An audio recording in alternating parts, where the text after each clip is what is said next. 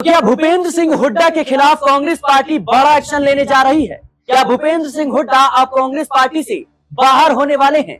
निकाय चुनाव में लगभग कांग्रेस पार्टी की हार मानी जा रही है। इस हार का ठीकरा भूपेंद्र सिंह हुड्डा पर फोड़ा जा रहा है, और हो भी क्यों ना। जिस तरीके से भूपेंद्र सिंह हुड्डा का बयान सामने आया था, उन्होंने साफ तौर पर कहा कि हम छोटे मोटे चुनाव नहीं लड़ते हैं, हम विधानसभा और लोकसभा का चुनाव लड़ते हैं। ऐसे में बड़ा सवाल यह है कि जिस तरीके से कांग्रेस पार्टी लगातार हरियाणा में पिछड़ती हुई नजर आ रही है, विधानसभा चुनाव में जीता जिताया खेल हार गई। उसके बाद देखा गया कि जिस तरीके से गुटबाजी का दौर हमें देखने को मिला, राहुल गांधी ने तमाम नेताओं को फटकार लगाई, मुख्य रूप से भूपेंद्र सिंह हुड्डा, कुमारी सैलजा और रणदीप सुरजेवाला को। लेकिन निकाय चुनाव में कांग्रेस पार्टी का जिस तरीके से प्रदर्शन सामने आया है, ऐसे में बड़ा सवाल यह है कि क्या कांग्रेस पार्टी अब आने वाले 6 मार्च को भूपेंद्र सिंह हुड्डा के खिलाफ बड़ा एक्शन ले सकती है? क्योंकि निकाय चुनाव के परिणाम से पहले दिल्ली में कांग्रेस पार्टी की बड़ी बैठक है, जिसमें हरियाणा के तमाम बड़े नेता शामिल हो रहे हैं। इसके अलावा मल्लिकार्जुन खड़गे, राहुल गांधी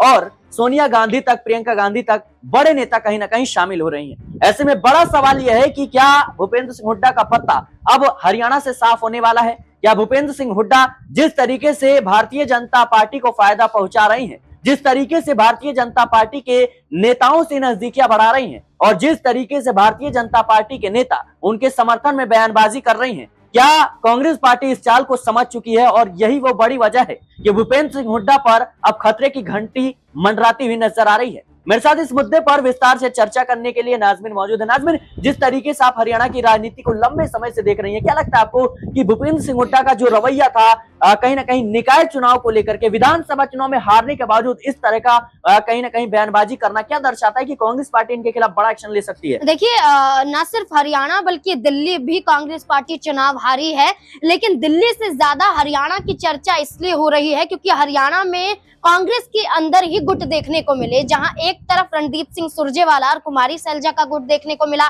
तो दूसरी तरफ दीपेंद्र सिंह हुड्डा, उदय भान और दीपेंद्र सिंह हुड्डा के पिता भूपेंद्र सिंह हुड्डा की बात करें, इनका गुट देखने को मिला। तो ऐसे में माना जा रहा था कि ये जो 2 गुट बट गए हैं एक ही पार्टी में, जिनका मानना विधानसभा चुनाव में ये था कि मुख्यमंत्री रेस में वो होने चाहिए, सीएम चेहरा वो होने चाहिए।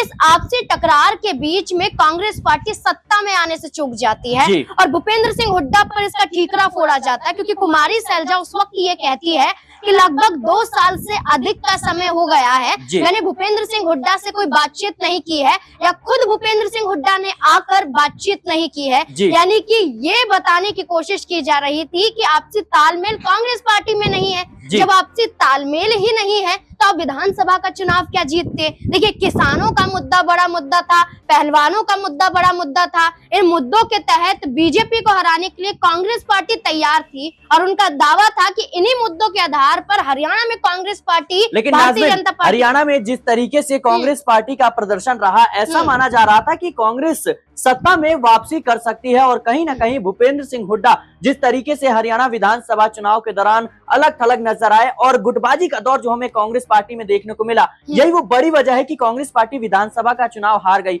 माना यह जा रहा है कि कुमारी सैलजा हो या रणदीप सुरजेवाला हो, भूपेंद्र सिंह हुड्डा हो, इन तीनों ही के बीच जिस तरीके से चुनाव से पहले ही मुख्यमंत्री की कुर्सी को लेकर के जो कह सकते हैं गुटबाजी हमें देखने को मिली, अब कहीं ना कहीं इसको देखते हुए कांग्रेस पार्टी भूपेंद्र सिंह हुड्डा के खिलाफ बड़ा एक्शन ले सकती है। क्योंकि देखा जाए तो जो कह सकते हैं कि किरण है, वो भी कहीं ना कहीं भारतीय जनता पार्टी में जाकर ये बयानबाजी करती हैं कि जब तक कांग्रेस पार्टी में बाप बेटे का राज रहेगा, जब तक कांग्रेस पार्टी आगे नहीं बढ़ेगी। क्या लगता है आपको? देखिए, किरण चौधरी तो कांग्रेस पार्टी में रहते हुए ही भूपेंद्र सिंह हुड्डा पर ये इल्जाम लगाती रही है, क्योंकि उनकी खुद की बेटी को जब टिकट नहीं मिलता है तो कांग्रेस पार्टी बुरी बन जाती है।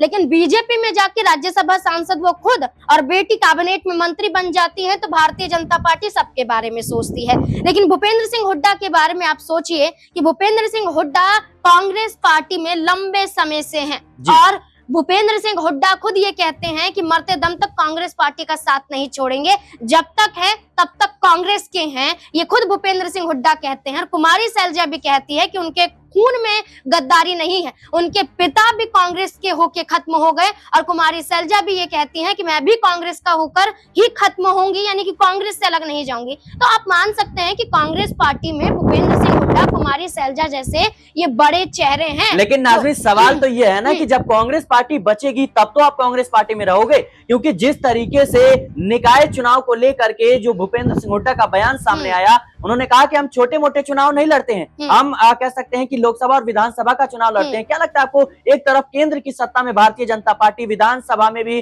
भारतीय जनता पार्टी, और निकाय चुनाव को इतनी मजबूती के साथ लड़ती है बीजेपी, जबकि बीजेपी में भी इस वक्त गुटबाजी देखने को मिल रहा है। लेकिन इसके बावजूद जिस तरीके से एकजुटता दिखाने का प्रयास हुआ अनिल विज, नायब सिंह सैनी के बीच, उसके बाद माना यह जा रहा है कि निकाय चुनाव का जो परिणाम सामने वाला है 12 मार्च को, उसमें कहीं ना कहीं बीजेपी की बड़ी जीत होने जा रही है। क्या लगता है आपको कि कहीं ना कहीं अब भूपेंद्र सिंह हुड्डा के खिलाफ कांग्रेस बड़ा एक्शन ले सकती है? क्या लगता है आपको कि यहाँ उन्हें डांट फटकार लग सकती है, क्योंकि निकाय चुनाव को लेकर जो बयान उनका सामने आया था वो कहीं ना कहीं काफी ज्यादा सुर्खियों में है? देखिए, अनिल विज, रामविलास शर्मा या फिर राव इंद्रजीत सिंह की बात करें, भारतीय जनता पार्टी में नाराजगी, बड़ी नाराजगी को शांत करने के लिए मुख्यमंत्री नायब सिंह सैनी ने उनके समर्थन में फैसले लेना शुरू कर दिया, तो वहां पर चुप्पी साध ली गई। ऐसे ही भूपेंद्र सिंह हुड्डा को अगर नेता प्रतिपक्ष बना दिया जाएगा, जहां तक कि देखा जाए 80% दावा है कि नेता प्रतिपक्ष फिर से भूपेंद्र सिंह हुड्डा ही बनेंगे। तो ऐसे में कांग्रेस पार्टी से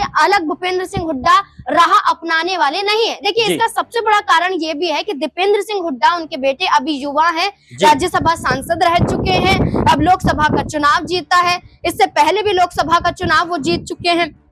तो दीपेंद्र सिंह हुड्डा मुख्यमंत्री रेस में कांग्रेस पार्टी के जरिए हरियाणा में आगे नजर आते हैं। अगर अपने बेटे को सीएम कुर्सी तक पहुंचाना है तो भूपेंद्र सिंह हुड्डा को कांग्रेस पार्टी का बना रहना है।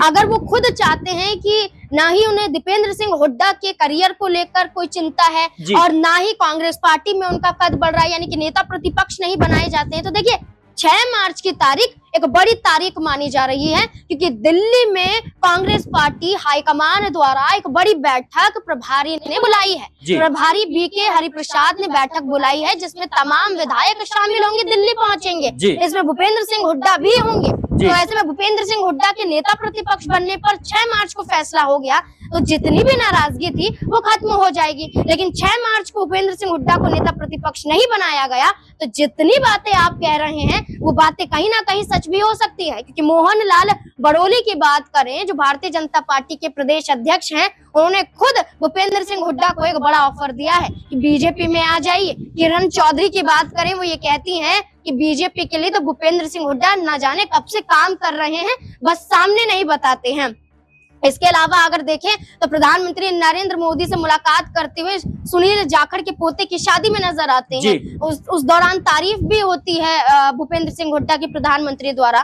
तो ये मुलाकात, ये ऑफर, ये इसी मुद्दे पर निर्भर करता है कि 6 मार्च को क्या होने वाला है। 6 मार्च को नेता प्रतिपक्ष बनाने का फैसला ले लिया जाता है, तो भूपेंद्र सिंह हुड्डा के तमाम बागी तेवर वहीं के वहीं शांत हो जाएंगे। जी बिल्कुल, दर्शकों, इंतजार करना होगा हम सभी को 6 मार्च का, क्योंकि दिल्ली में कांग्रेस पार्टी की बड़ी बैठक होने जा रही है। इसमें हरियाणा के तमाम बड़े नेता शामिल होंगे। इसके साथ ही कांग्रेस पार्टी से राहुल गांधी, सोनिया गांधी, प्रियंका गांधी, मल्लिकार्जुन खड़गे कहीं ना कहीं शामिल होंगे। और ऐसे में जिस तरीके से निकाय चुनाव को लेकर भूपेंद्र सिंह हुड्डा का रवैया था, इसको देखते हुए माना जा रहा है कि उनके ऊपर कहीं ना कहीं कांग्रेस की गाज गिर सकती है और उनके खिलाफ बड़ा एक्शन हो भी सकता है। फिलहाल के लिए इस रिपोर्ट में इतना ही। देश और दुनिया की तमाम खबरों के लिए बने रहना नेक्स्ट न्यूज के साथ।